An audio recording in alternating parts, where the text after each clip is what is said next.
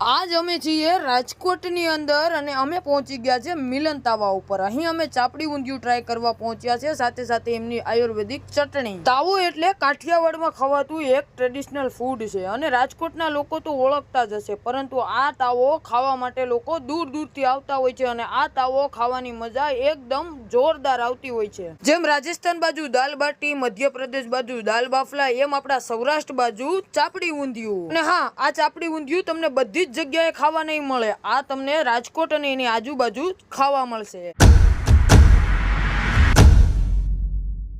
સ્વાગત છે તમારા બધીનું એક મસ્ત મજાના રાજકોટના એપિસોડની અંદર। અત્યારે આપણે છીએ ભાઈ મિલન તાવા ઉપર। બાપુ તાવાવાળા તરીકે વધારે ઓળખાય છે। ચાપડી ઊંધિયું ટ્રાય કરવા માટે આવ્યા છે। 100 રૂપિયાની અંદર અનલિમિટેડ છે ને છેલ્લા કેટલા વર્ષોથી રાજકોટના લોકોને એક જ સરખો સ્વાદ પરોસે છે। એમ કહેવાય છે ને કે ચાપડી ઊંધિયુંનું નામ આવે ને એટલે રાજકોટના લોકો મિલન તાવાનું પ્રિફર વધારે કરે છે। કઈ કઈ વસ્તુ મળે છે, શું શું છે, પૂરી પ્રોસેસ બધી ડિટેલ અંદર જઈને વિડીયોમાં તમને આપવાનો છું। વિડીયોમાં કન્ટિન્યુ જોડાયેલા રહેજો। ચેનલ ઉપર નવા હોય તો સબસ્ક્રાઇબ કરી દો। ચાલો અંદર જઈને મોજ કરીએ। અને આપણી અહીંયા મળે છે શું એ કઈ આપણે અહીંયા છે ચાપડી ઊંધિયામાં રસાવાળું શાક આવે, ચાપડી આવે, ડુંગળી આવે, સલાડ આવે, ચટણી આપણી સ્પેશિયલ ટમેટાનું આયુર્વેદિક ચટણી આવે, બરાબર, છાશ પાપડ ને એ બધું જમવામાં 100 રૂપિયા અનલિમિટેડ, બરાબર, એક વ્યક્તિને જેટલું જમવું એટલે એમાં બધું અનલિમિટેડ આવે। અને પાર્સલમાં 5 ચાપડી આવે, એક શાક આવે, સલાડ આવે ને ચટણી આવે, બરાબર। આપણે અહીંયા કેટલા વર્ષ જૂની પેઢી? આપણે અત્યારે 26મું વર્ષ હાલે છે આ જ જગ્યા ઉપર। શરૂઆત તમારા પપ્પાએ જ કરી? શરૂઆત મારા ફાધરે કરેલી છે 1997-98 થી, બરાબર। અને જૂના સૌથી આ રોડ ઉપર જૂના આપણે એક્ઝેક્ટ ટાઈમ શું છે? આપણે અહીંયા સાંજે 6 વાગે ચાલુ થાય છે, બરાબર, પછી આપણે જેટલો માલ લઈને આવ્યો એટલો થઈ જાય એટલે પૂરું।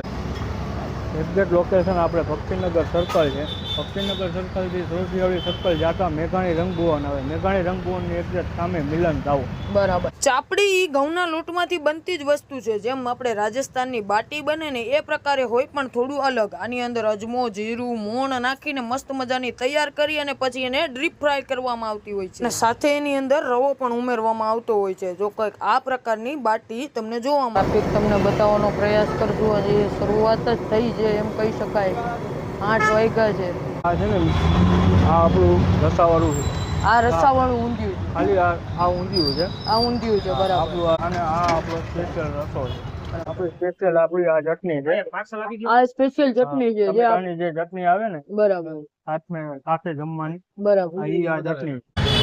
જો આ એમનું પાર્સલ થઈ રહ્યું છે, પાર્સલ માહિલેલી મિત્રો જોઈ શકો છો। આ એમનું ઊંધિયું આવી ગયું। આવી રીતના ઊંધિયું તમને છે ને રસાવાળું મળશે। એની અંદર જો ઊંધિયાની ગોટી મળી જાય, સાથે સાથે આમાં ઘણી બધી વસ્તુ નાખેલી છે। એમનો સ્પેશિયલ રસો 1, 2 અને 3 ચાપડી આપવામાં આવે છે। બીજી તમે જેમ ચટણી છે તીખી, સ્વીટ થોડીક રહે એમ કહેવાનું છે।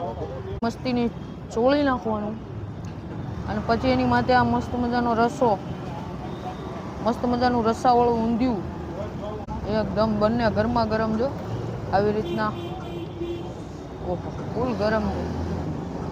જો અહીંયા બાજુમાં દાદા પણ મસ્ત મજાના જો આમ ચોળીને ખાઈ રહ્યા છે।